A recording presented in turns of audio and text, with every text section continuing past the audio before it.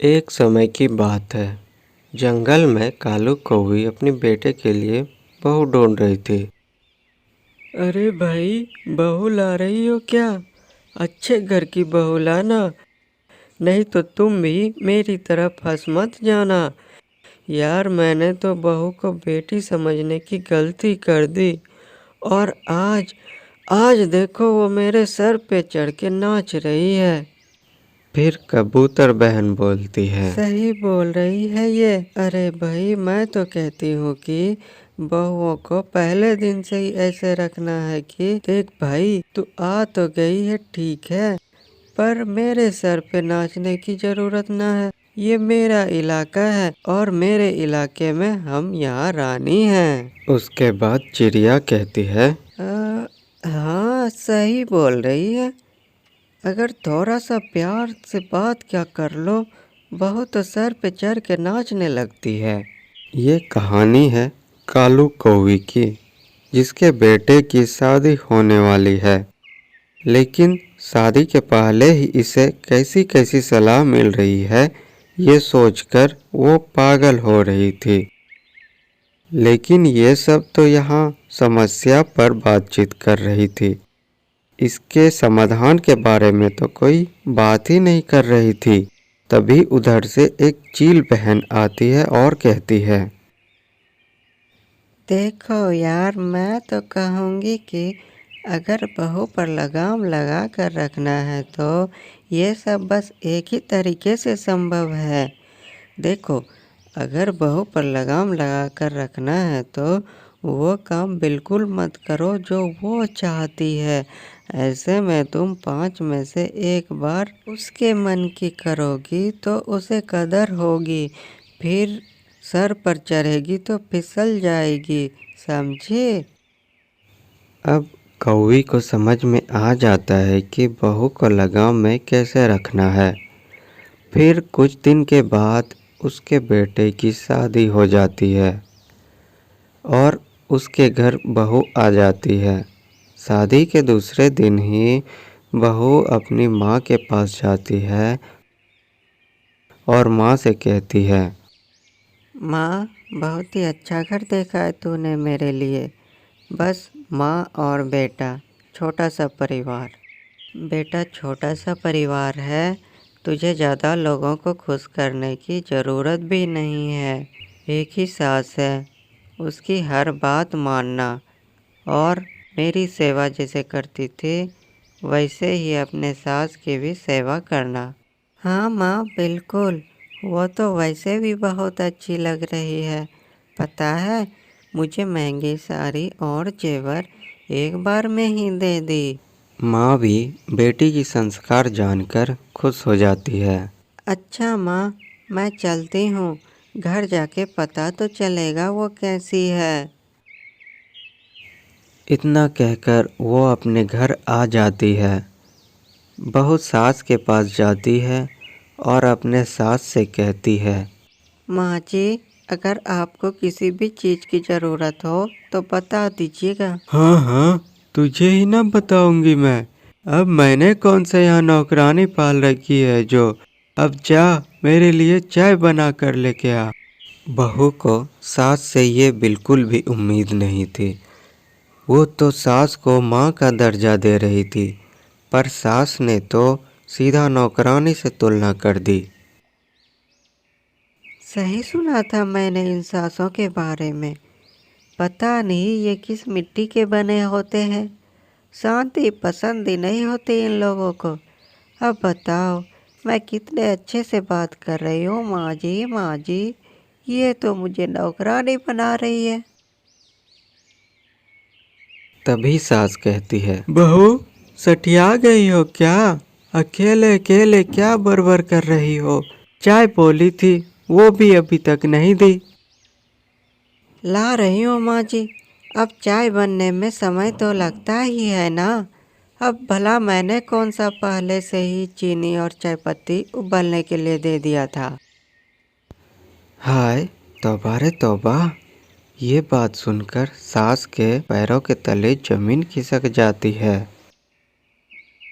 वाह, तेरी तो दाग देनी पड़ेगी रे। कैसे सास से जबान लगा रही है। अरे माँ ने कुछ सिखाया नहीं है क्या? माँ ने तो बहुत कुछ सिखाया है माँ जी, पर क्या करें, लगता है आपको घर का माहौल कुछ और ही पसंद है। ज़्यादा बोल मत, समझी ना, नहीं तो यहीं अभी एक चमाट लगाऊंगी। मैं भी कोई दूध की धुली नहीं हूँ माँ जी, माँ ने मुझे भी चमाट मारना सिखाया है। बहू अपने सास को चाय लाकर देती है और अपनी चाय लेकर वो अपने कमरे में चली जाती है। अब बहू अपने काम से काम का मतलब रखने लगी। अब सास सोचती है कि सारा बात वो अपने बेटे से करेगी।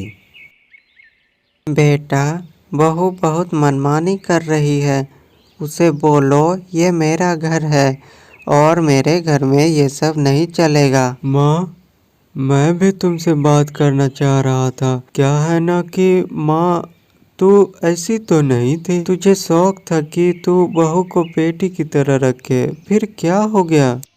माँ बेटा बात कर रहे होते हैं कि तभी उसकी पड़ोसन आ जाती है। कौवी बहन, 2 रोटी खिला दो, बहू ने तो आज खाना ही नहीं दिया मुझे। अरे कबूतर बहन, कैसी कैसी बहुएं होती है जो सास को मारने पे तुली रहती है। रुको, मैं देती हूँ खाना। सास अभी जा ही रही थी खाना लाने कि बहू उधर से खाना लेकर आ जाती है। ये लीजिए आंटी जी, खाना खाइए और ये टिफिन में भी खाना है, आप अपने बहू को दे दीजिएगा। वाह जी वाह, बड़ी आई दूसरी की बहू की फिक्र करने वाली। अरे उसकी बहू इतनी ही अच्छी होती तो उसे हम लोगों के घर खाना मांगने ना आना पड़ता। और क्या बहन कौवी, तुम सही बोल रही हो, लेकिन बहुओं का भी ग्रुप बना हुआ है, सब मिलकर सास की बुराई करती है और खुद की प्रशंसा। माँ जी, आज इस आंटी के घर में खाना क्यों नहीं बना? जरा ये भी पूछ लीजिए इनसे। आंटी की बहू अंडे देने वाली है, आज सुबह से ही वो दर्द से तड़प रही है, पर आंटी जी चाहती हैं वो डॉक्टर के पास ना जाए, घर में ही अंडे दे। हाँ तो हमने भी 10-10 अंडे दिए हैं, वो भी घर में ही, समझी, ज़्यादा डॉक्टर ना बन तू। और हाँ, दर्द में भी हमने अपनी सास को खाना दिया है। अब तो सास को पड़ोसन पर गुस्सा आ जाता है। अच्छा तो ये बात है, बहू जा गाड़ी निकाल, इसकी बहू को हम लेके जाएंगे डॉक्टर के पास। अरे शर्म आनी चाहिए तुम्हें कबूतर बहन, बहू दर्द से कांप रही है और तुम्हें रोटी खाने की पड़ी है। बहू निकाल गाड़ी। बहू सास का ये रूप देखकर खुश हो जाती है। वो समझ जाती है कि सास में कमी नहीं है, कमी उन्हें सिखाने वालों में है। लेकिन अब वो ऐसे लोगों से कैसे निपटे? फिर अगले दिन, अरे कौवी बहन, कबूतर बहन के साथ क्या कर दिया? आप लोगों ने तो उसका परिवार ही तोड़ दिया। पता है, कबूतर बहन का बेटा उससे बात ही नहीं कर रहा है। बोल रहा था क्या आपने उसके बहू को भड़का दिया है? ये क्या हो गया? देखो बहन, बहू तो तुम्हारे घर में भी है, कल को कोई तुम्हारे साथ ऐसा करेगा तो तुम्हें बहुत गलत लगेगा ना। अरे कैसी बात कर रही हो? पता भी है उसकी बहू अंडे देने वाली थी, पूरा समय था डॉक्टर के पास लेके जाने का, लेकिन वो नहीं लेके जा रही थी। अगर कल को बहू को कुछ हो जाता तो? जो भी था, सास बहू का मामला था, तुम क्यों आ गई बीच में? अब तुम्हारी ही बहू कुछ गलत करेगी तो ना आना हमसे मदद मांगने, मैं तुम्हारी कोई भी मदद नहीं करूँगी। अरे कैसी बात कर रही हो बहन, हमने भी तो अंडे दिए हैं, और क्या हो जाता, ज़्यादा से ज़्यादा मर जाती वो, दूसरा ब्याह कर लाता उसका बेटा, लेकिन तुमने ये ठीक नहीं किया। तभी वहाँ बहू आ जाती है। वाह आंटी जी वाह, क्या बात कही है। आपकी तो 3 बेटियां हैं ना, तीनों राज कर रही है ससुराल में। सुना है सास को वृद्धा आश्रम भेज दिया है और हमारे घर में आग लगाने आ गई हैं आप।